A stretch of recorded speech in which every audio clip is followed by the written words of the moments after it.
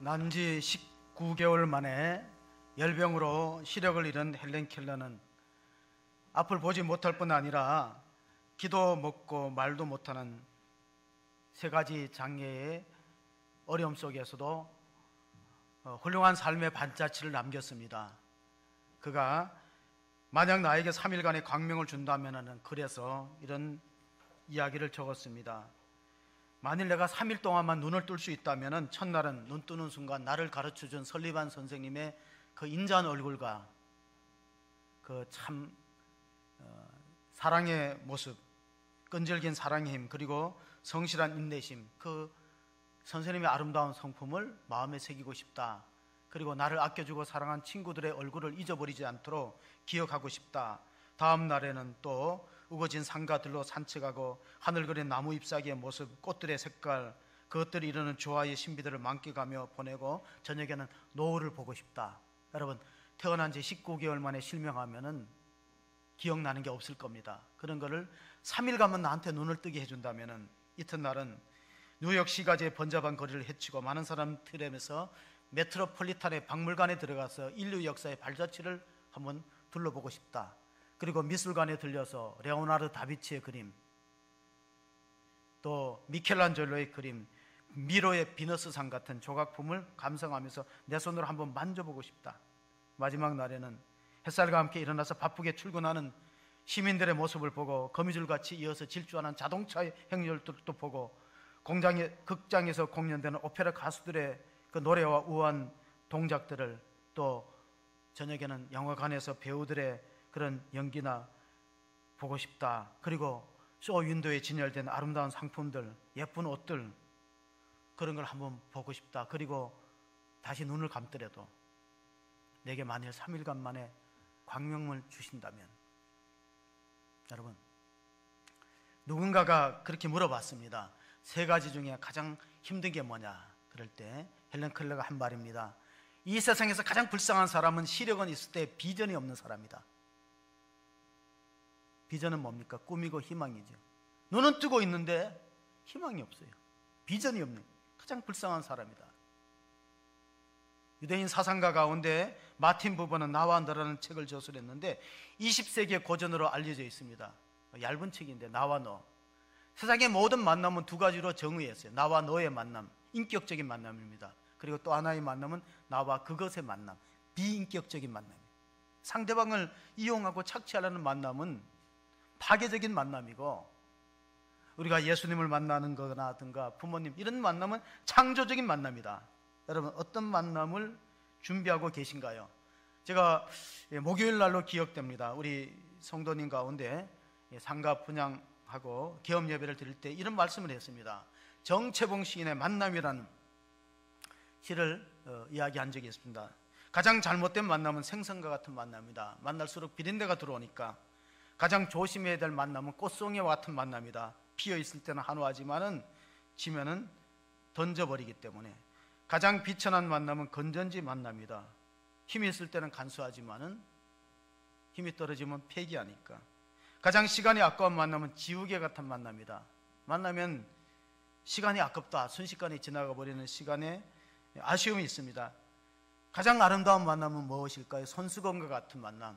힘들 때 땀 닦아주고 눈물 흘릴 때 눈물을 씻어줄 수 있는 그런 만남이 바로 예수님과의 만남이다. 여러분, 오늘 우리가 어려운 중에 참 기적을 기대하지만은요, 기적의 첫걸음은 뭐냐? 이 나면서부터 보지 못했던 맹인의 기적의 첫걸음은 예수님 만나는 데서부터 시작됩니다. 만남은 우연이 아니고 기적입니다. 옆에 분한테 얘기해 보세요. 만남이 기적입니다. 만남이 기적입니다. 여러분이 예배로 나온 거 기적입니다. 만남이, 예수님은 만남이 기적의 출발입니다. 오늘 본문의 1절을 보시면은 이렇게 기록되어 있습니다. 9장 1절입니다. 같이 한번 보시겠습니다. 예수께서 길을 가실 때 날 때부터 맹인된 사람을 보신지라. 자, 우리가 주님을 만나는 것이 기적입니다. 예수님 믿는 게 기적이고 예수님 만난 게 기적인데, 우리가 만나려고 해서 만난 게 아니라 예수님이 주목해 보셨다는 겁니다. 어떤 분은 모태에서 하나님이 주목해 보시고, 어떤 분은 어느 인생의 시점에서 우리를 부르시는 거예요. 그래서 요한복음에 보면은 우리가 예수님을 선택한 것이 아니라고 나옵니다. 요한복음 15장 16절을 보시면 너희가 나를 택한 것이 아니요 내가 너희를 택하여 세웠나니 이는 너희로 가서 열매를 맺게 하고 또 너희 열매가 항상 있게 하여 내 이름으로 아버지께 무엇을 구하든지 다 받게 하려 함이라. 우리는 내가 예수님을 믿은 줄 알았어요. 내가 주일학교를 다니고 또 중고등부 시절에 또 결혼해서 내가 내 발로 교회를 나간 것 같은데, 저도 한때는 그런 생각을 했습니다. 나는 내 발로 교회가 나갔지. 알고 보니까 하나님 만세 전에 여러분을 택정하신 걸 믿으시기 바랍니다. 여러분을 택하셨어요. 선택하셔서. 시간의 차이가 있지만 어떤 사람은 모태로부터 부름을 받고 어떤 사람은 성장해서 어린 하나님 불러주셔서 된 거예요. 여러분, 하나님의 부르심은 후회하심이 없다. 고린도서에 말씀이 기록되어 있는데요, 예수님의 생애는 기도로 점철되었지만은 예수님이 밤새워 기도한 적이 있어요. 여러분 잘 아시는 것처럼 십자가를 앞에 두고 겟세마네에서 밤새도록 기도하여서 땀이 땅에 떨어지는 핏방울 같이 그렇게 철야 기도를 하신데, 또 밤에 맞도록 기도한 사건이 있습니다. 누가복음 6장 이때 12절이면 이때 예수께서 기도하시러 산으로 가사 밤이 새도록 하나님께 기도하시고 밝음에 그 제자들을 부르사 그 중에 12를 택하여 사도라 칭하셨으니, 사람 뽑아 세우는 것은 밤새도록 기도할 만큼 어려운 일이라는 겁니다. 교회는 일꾼을 잘 세워야 됩니다. 나라도 마찬가지예요. 예수님이 밤새도록 철야 기도해서 12명을 선발했습니다. 그런데 그 12명이 다 끝까지 신실한 제자로 쓰임받은 건 아니에요. 예수님이 3년 동안 혼신의 힘을 기울여서 가르쳤지만 다른 여자는 딴 길로 갔습니다. 예수님도 그런데 저같이 부족한 사람이 제자 훈련했다고 완벽한 신앙을 기대하기는 어려운 거예요. 왜냐하면 가르치는 저 자신이 부족하니까. 예수님의 생각과 제자들의 생각은 상당한 격차가 있다는 걸 본문에서 발견합니다. 2절 3절을 보시면요, 제자들이 물어 이르되 라삐여, 이 사람이 맹인으로 난 것이 누구의 죄로 인함이니까? 자기니까 그의 부모니까? 예수께서 대답하시되 이 사람이나 그 부모의 죄로 인한 것이 아니라 그에게서 하나님이 하시는 일을 나타내고자 하심이라. 자, 나면서부터 맹인으로 시각장애의 고통을 당하는 사람을 보는 시각이 달라요. 제자들의 시각은 율법적입니다. 이 사람이 죄가 있습니까? 본인의 죄입니까? 부모의 죄입니까? 예수님은 다르게 생각하잖아요. 아니다. 이를 통해서 하나님이 하시고자 하는 뜻이 있다. 쉽게 얘기하면 하나님의 영광을 돌리기 위해서 이 사람에게 이런 고난이 있다는 것으로 해석을 해줍니다. 교회 안에 신앙생활하는 사람도 이 제자들과 같은 시각이 있어요. 율법적 시각. 뭔 어려움을 당한다면 무슨 잘못된 게 있냐. 욥이 시험을 당하고 몸에 중병이 걸렸을 때 친구들이 와서 이렇게 충고했습니다. 내가 친구로서 충고하는데 여보게, 자네 혹시 감추어준, 숨겨둔 죄가 있는가? 그거 회개하고 하나님께 용서를 구하면 하나님이 고쳐주실 거야. 그러니까 욥이 답답합니다. 여보게, 내가 자네들보다 믿음 생활 잘하지 않았는가? 내가 자네들보다 더 하나님 앞에 두려움을 갖고 깨끗하게 살려고 노력하지 않았는가? 욥기를 보면요, 욥은 자기 눈에 서약하기를 낯선 여자를 쳐다보지도 않는다고 했어요.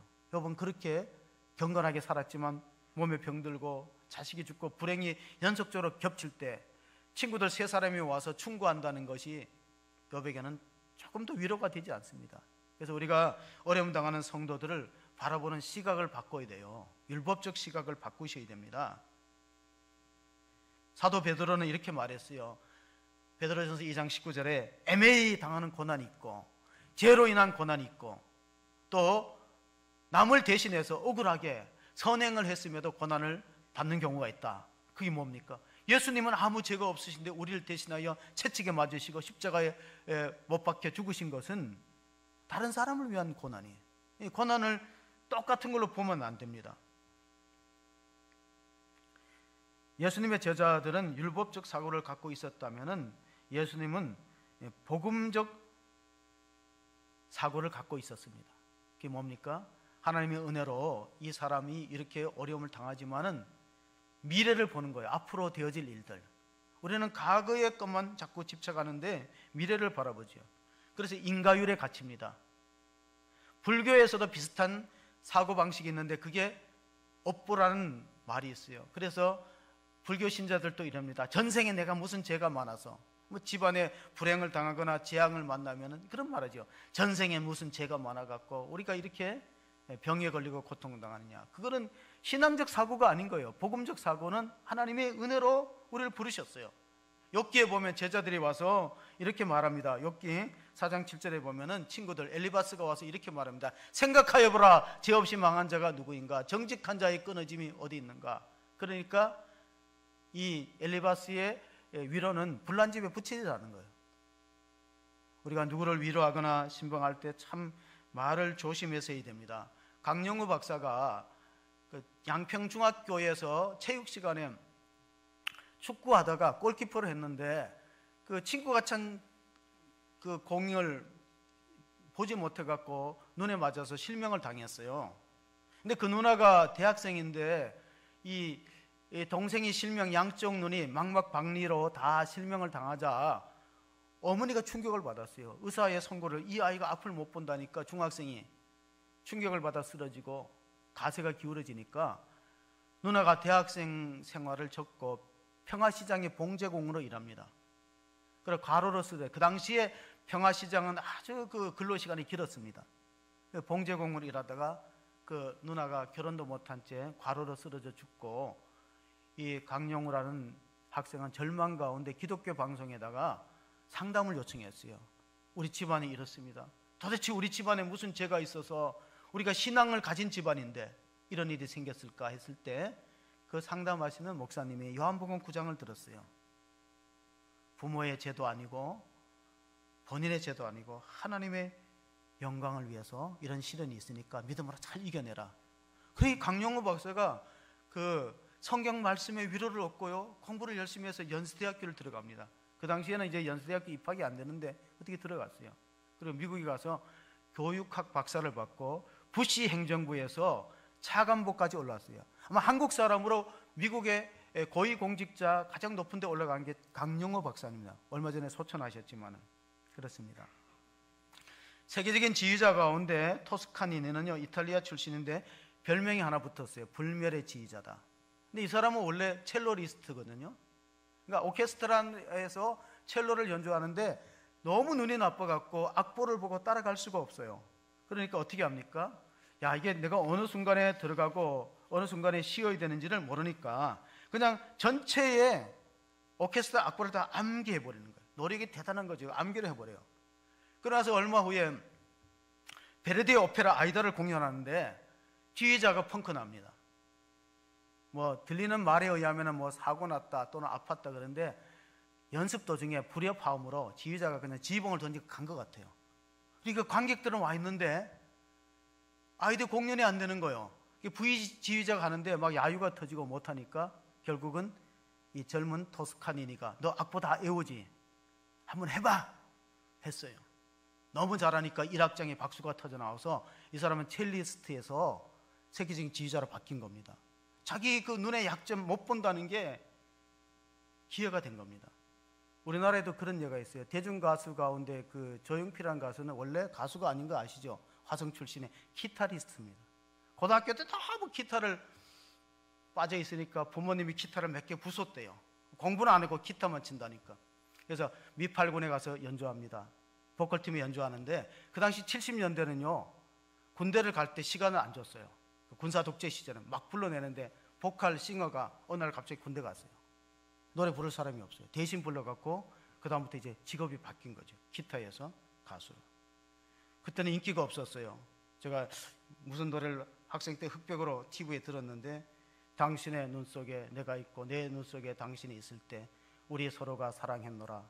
그런 가사. 거기 끄떡거리잖아요. 제목은 몰라요. 인기가 없었다는 거예요. 그러나 그것이 기회가 발판이 됐기 때문에 우리가 눈으로 보는 것이 전부가 아니에요. 육안이 있고 지안이 있고 영안이 있다. 인간은 세 개의 눈이 있어. 첫째는 우리가 육신의 눈이죠. 그 다음에는 지혜의 눈이, 지식의 눈이 필요합니다. 옛날에는 어머니들이 글을 못 읽으면 아이고 내가 까막눈이라 그랬어요. 그게 뭡니까? 지안이 열리지 않았다는 거예요. 가장 중요한 눈이 뭐냐면 영안이에요. 신앙생활을 오래 해도 영안이 닫혀 있으면요 믿음의 진보가 없습니다. 욥기를 읽어보면 끝에 욥이 회개하는 장면이 나옵니다. 욥기 42장 5절 6절 마지막에 보면은 내가 죽게 되어 귀로 듣기만 하였사오나 이제는 눈으로 주를 배움나이다. 그러므로 내가 스스로 거두어 드리고 티끌과 제 가운데서 회개하나이다. 거두어 드리는 건 뭐예요? 불평과 원망을 거두어 드리는 겁니다. 우리가 주님을 영안이 열어서 만나기 전까지 불평이 많아요. 들은 풍물로 신앙생활하니까 그동안 죽게 대해서 귀로 듣기만 했다. 그게 42장 5절의 말씀입니다. 내가 죽게 대해서 들었어요. 들은 풍물로 신앙생활하니까 환난과 시험을 당하면 넘어져 버립니다. 들은 건 많아요. 여러분, 제가 2021년도 우리 교회 표를 말씀으로 새로워지는 교회라고 정했어요. 왜? 설교를 듣는 것은 하나님에 관해서 아는 지식이고 하나님 자체를 아는 지식은 성경에 있잖아요. 여러분, 하나님에 관해서 많이 알아요. 근데 하나님 자체를 아셔야 돼요.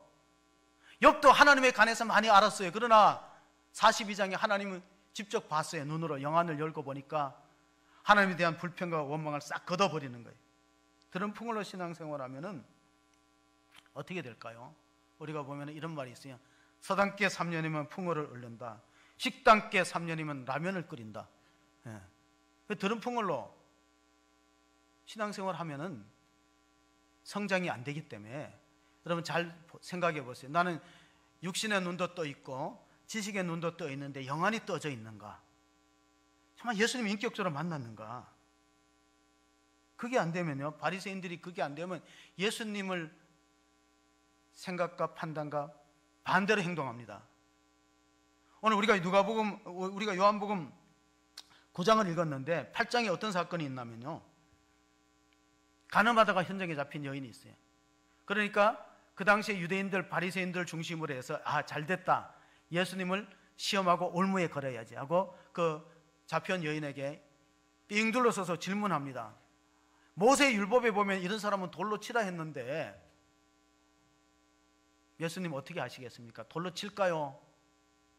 예수님이 모세 율법대로 해야지 돌로 치라 그러면 뭐라고 비난할까요? 예수님은 사랑이 없으신 분이다 비난할 거예요. 그냥 돌로 치지 말고 용서해 주라 그러면 모세 율법을 안 지킨다고 이 사람이 무슨 메시아냐고 비난할 거예요. 이래도 걸리고 저래도 걸립니다. 예수님이 땅바닥에 뭔가를 쓰기 시작했어요. 땅바닥에 글씨를 쓰시면서 일어서서 한마디 했습니다. 여러분 중에 죄 없는 자부터 돌로 치세요. 사람들이 양심의 가책을 느끼고 돌을 하나 둘 내려놓고 돌아가니까 예수님께서 말씀하십니다. 여인에게 나도 너를 정죄하지 않는다. 가서 다시는 죄를 짓지 말라. 그게 복음이에요. 만약에 여러분 성경에는 없지만 이렇게 됐으면 어떻게 될까요?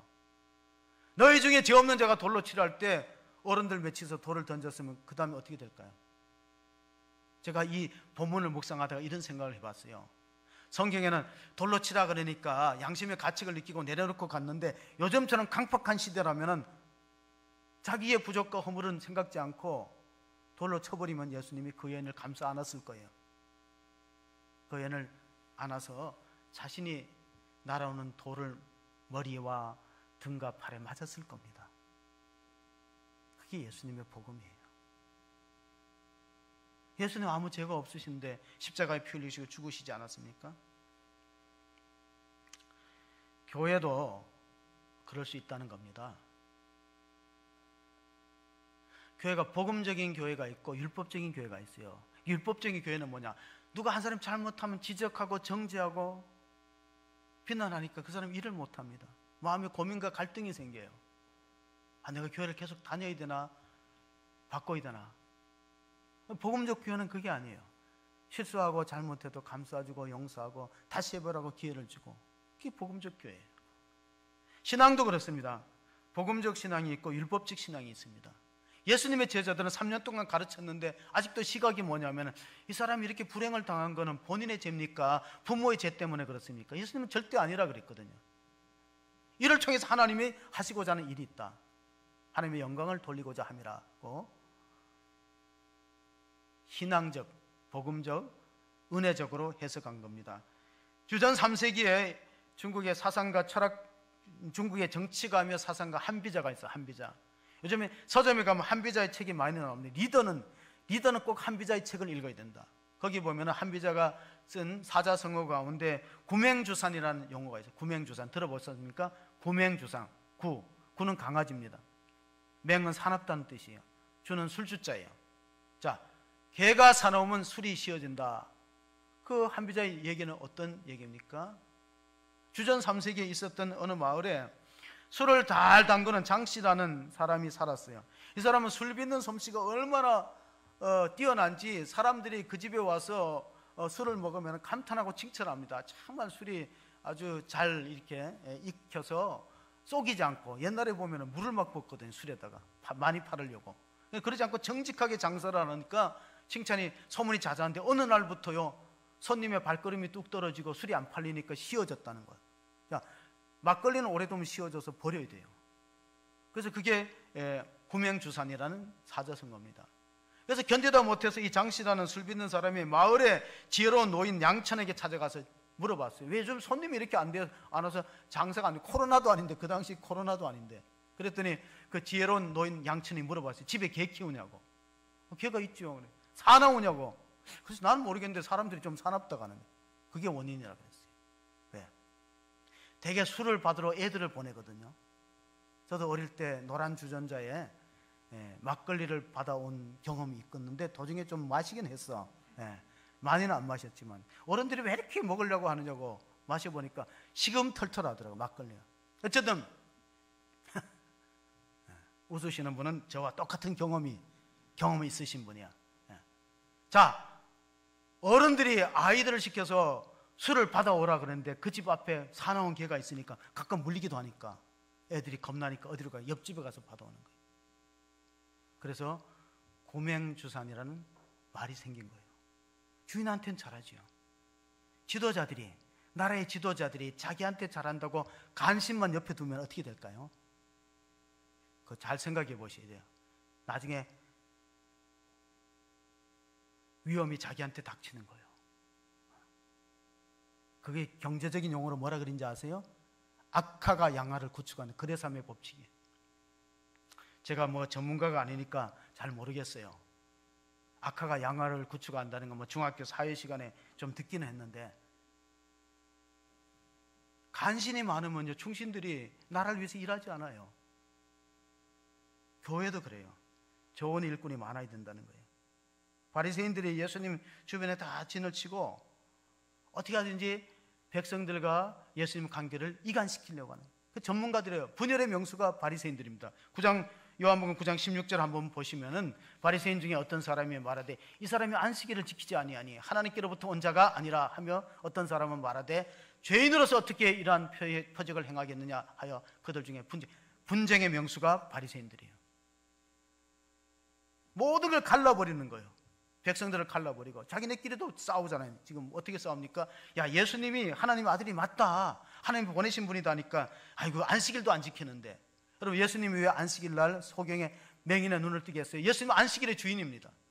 안식일을 만드신 분이 안식일에 일하는 게 당연하지 않습니까? 눈을 지으신 분이 눈을 뜨게 하는 것이 그렇게 어려운 일일까요? 예수님 눈을 만드신 분 아닙니까? 빛을 만드신 분 아닙니까? 누가복음 7장에는 나인성 과부 아들이 죽은 후에 상녀가 메고 나갈 때 예수님이 살려주었어요.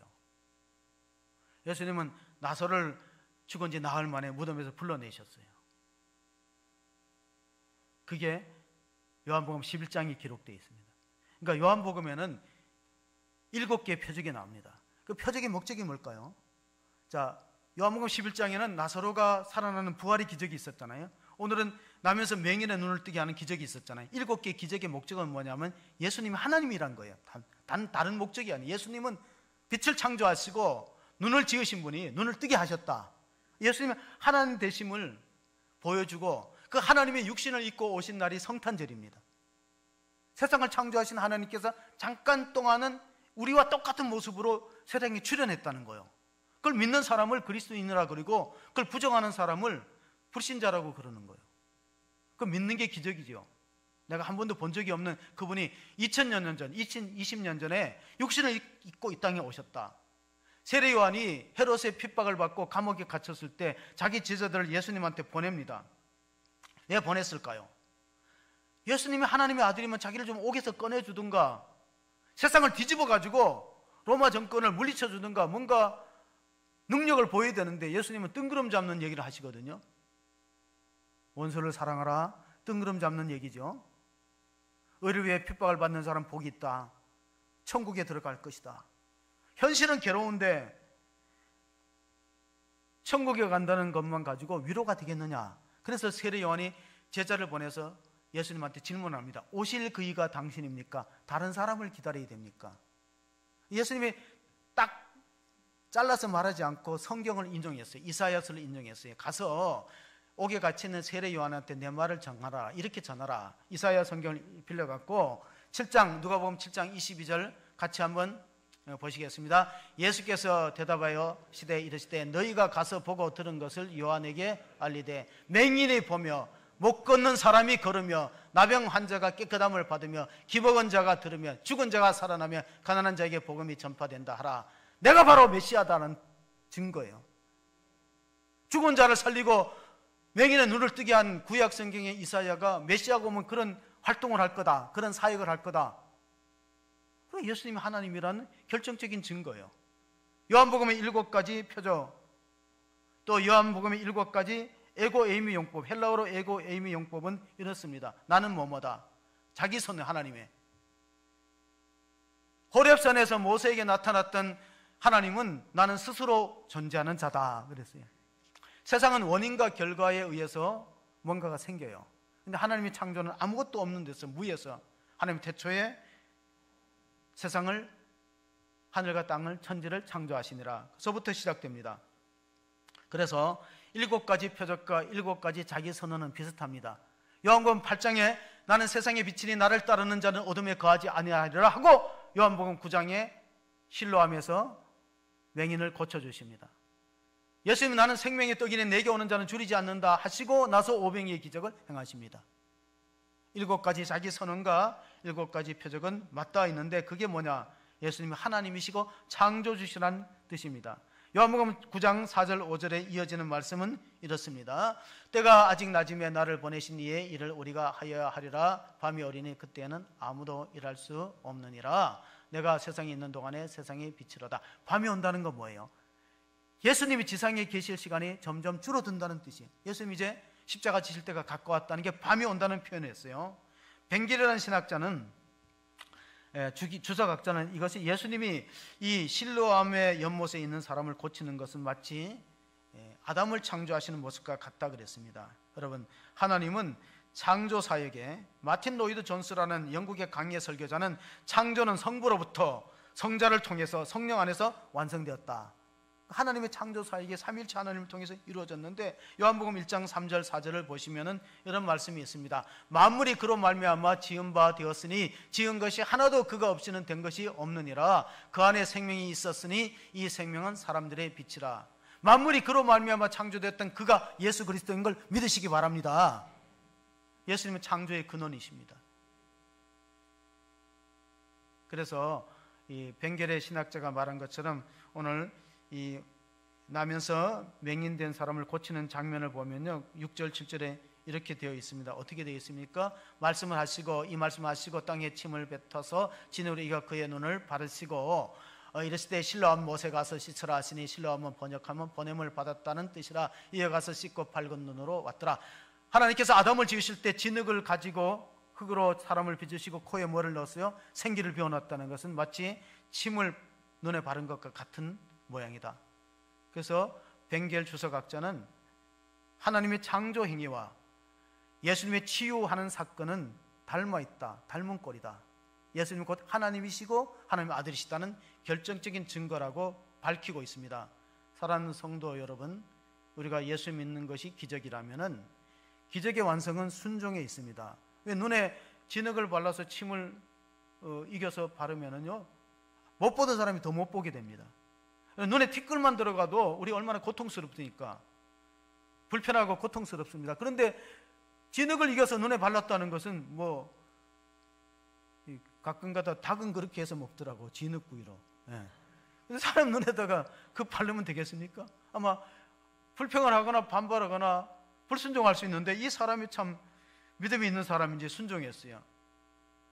이 장소에서 실로만까지 가려면 내리막으로 한참 걸어가야 되는데, 아니 성한 사람도 걸어가기 어려운데 어떻게 순종했을까? 그래서 기적의 시작은 만남이고, 예수님 만남이고, 기적의 완성은 순종에 있음을 믿으시기 바랍니다.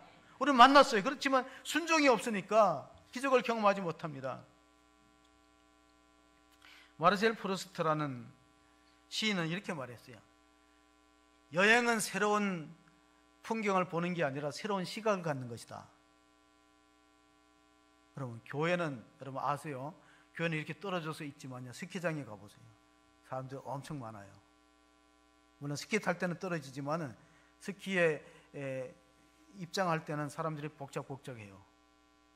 그래서 우리가 정말 방역을 열심히 하기는 해야 되는데 참 어려운 한 해를 보냈어요. 그래서 코로나19로 인해서 12월 얼마 안 남았을 때 사람들이 이렇게 말합니다. 우리는 살았다고 표현하기보다가 견뎠다고 하는 것이 맞다. 잘 견뎌왔습니다. 옆에 분들한테 인사합시다. 잘 견뎌왔습니다. 잘 견뎌. 네. 살아온 날이 기적이라면 살아갈 날도 역시 기적입니다. 살아온 것이 기적 아닙니까? 살아갈 날도 기적이니까 시각을 바꾸셔야 됩니다. 사도 바울은 나면서부터 소경은 아니지만은 한때 3일 동안 못 봤어요. 헬렌 켈러는 3일 동안 봤으면 좋겠다 그러는데 사도 바울은 3일 동안 못 봤습니다. 왜 못 봤을까요? 예수님의 강렬한 빛을 다메섹에서 눈에 받고 나서 사흘 동안 보지 못해. 사도행전 9장 8절 9절에 그 말씀이 기록되어 있습니다. 사울이 땅에서 일어나 눈을 떴으나 아무것도 보지 못하고 사람의 손에 끌려 다메섹으로 들어가서 사흘 동안 보지 못하고 먹지도 마시지도 아니하니라. 여러분, 사도 바울은 왜 3일 동안 못 봤어요? 잠시나마 시각장애인의 체험을 했을까요? 자기가 그토록 핍박하고 교회를 참멸했던 예수님을 다메섹에서 만났습니다. 거꾸로 떨어졌어요. 그가 타고 있던 데서 거꾸로 떨어져서 땅에 엎드려지면서 소리를 들으니까 사울아 사울아 네가 나를 어찌하여 핍박하느냐. 정신 차리고 물어봤어요. 주여 누구십니까? 나는 네가 핍박하는 예수라. 아니 예수님 십자가에 달려 죽으신 줄 알았더니.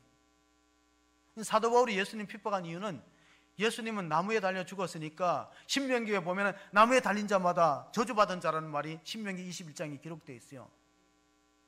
예수님은 자기 죄로 저주받아서 죽었는데 사람들이 부활했다고 헛소문을 퍼뜨리고 거기 쫓아다니니까 못마땅해서 교회를 핍박하고 예수 믿는 사람 잡아 가두는데 앞장섰습니다.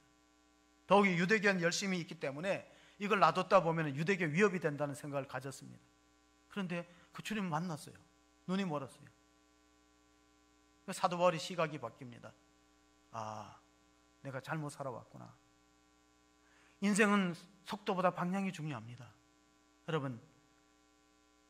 여러분이 방향을 잘못 결정하고 열심히 살면은요, 그럴수록 더 손해가 되는 겁니다. 회개라는 게 뭡니까? 유턴이 회개입니다. 영적으로. 메타노이아, 헬라어로, 히브리어로 슈브, 방향을 돌이키다. 자기 중심으로 살아왔던 인생의 방향을 바꾸는 거예요. 아, 내가 잘못 생각했구나. 내가 예수님을 대적하는 사람이 되고 말았구나. 가시채를 뒷발로 참이 너한테 고생이다. 주님의 말씀을 듣고 즉시 일어나서 자기의 사명을 발견하게 됩니다. 내가 뭘 해야 될까? 여러분이 육신의 눈을 뜨고 있어도 사명에 눈 뜨지 못하면은 아름다운 신앙생활을 이어가기 어려워요.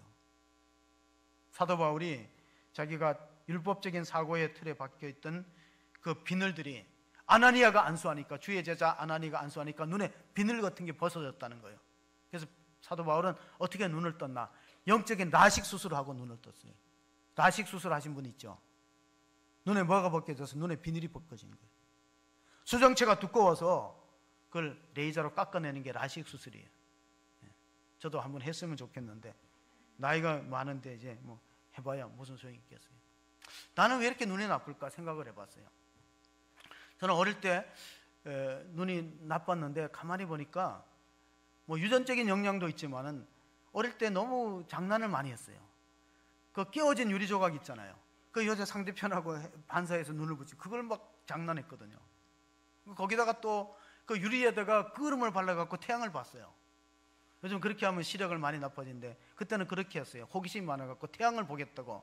그 끓음, 나무에 불을 비키면 끓음이 생기잖아요. 그 끓음을 가지고 이렇게 보면은요, 태양이 보여요. 한참 보면 눈이 부시지요.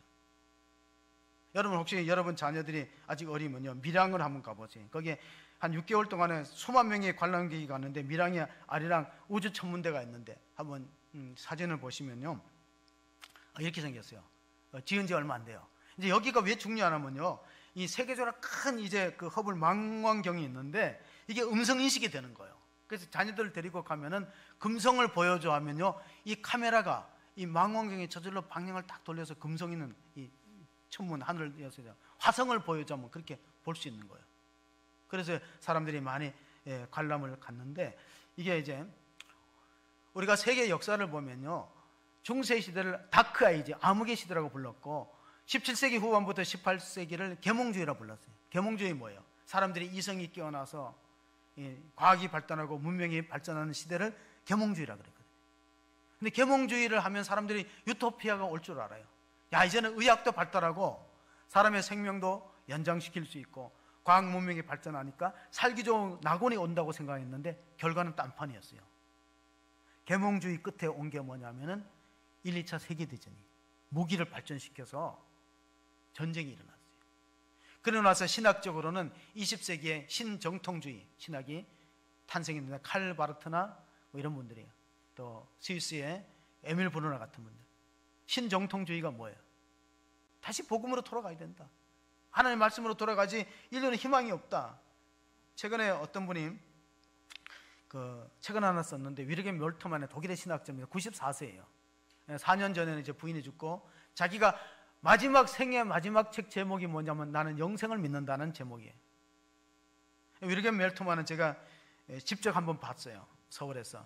이게 이제 독일어로 된 강연도 듣고 했는데, 이 사람의 별명이 희망의 신학자예요. 왜 희망의 신학자예요? 2차 대전 때 영국군 포로로 붙들려 가서 아무 희망이 없다가 군목이 던져준 성경을 읽으니까 예수님 십자가에 고난당해서 십자가에 못 박혀 죽었는데 끝이 아니고 예수님 부활하셨다는 거예요. 자, 부활하신 주님을 말씀 속에서 받아들이니까 희망이 생기기 시작했어요. 그래서 그 위르겐 몰트만을 가리켜서 희망의 신학자다. 자기 고향인 함부르크는 폭격을 받아갖고 집을 다 잃어버리고, 들리는 소문에 의하면 부모님들도 폭격에 다 죽었다는 소문이 들려서 내가 고아로서 어떻게 살아갈까, 또 영국군의 포로로서 앞으로 어떤 미래가 내한테 전개될지 전혀 예측할 수 없는 가운데서 부활의 주님을 만나니까 이 마음에 희망이 움틀기 시작하고 하나님에 대한 그 갈망이 생기면서 그가 골로새서 1장 13절 14절에 보면 이런 말씀을 상기시켰어요. 1장 13절 14절 같이 봅니다. 그가 우리를 흑암의 권세에서 건져내사 그의 사랑의 아들의 나라로 옮기셨으니 그 아들 안에서 우리가 속량 곧 제사함을 받았도다. 자, 속량이라는 단어는 어떤 단어냐면, 감옥에 있는 사람이 풀려나는 걸 보석금을 주고 풀려날 때 속량이라는 단어를 써요. 노예를 몸값을 주고 자유를 줄 때 속량이라는 단어를 쓰는데, 지금은 속량이라는 단어를 안 써요. 속량이라는 단어를 굳이 영어로 표현한다면 랜섬이라는 단어를 쓸 수 있어요. 랜섬이 뭐예요? 랜섬은 유괴범들이 아이들을 납치해놓고 협상할 때 들어가는 돈이 랜섬이에요. 뭐 그런 영화도, 랜섬이라는 영화도 상영되지 있는데, 아이들을 납치해가는 거예요. 유괴했어요. 그러면서 전화를 협박합니다. 돈 얼마 가져오면 풀어주게. 그게 속량이에요. 노예가 자유를 얻는 데 들어가는 돈, 감옥에 갇힌 사람이 보석금을 주고 풀려나는 돈. 근데 예수님이 자신의 생명을 십자가에 드림으로 우리를 속량했다는 사실을 믿으시기 바랍니다. 그게 복음이에요. 그래서 우리가 죄와 사망의 존재에서, 심판의 존재에서 구원받아 하나님의 백성이 됐으니까 이게 복음인 것이죠.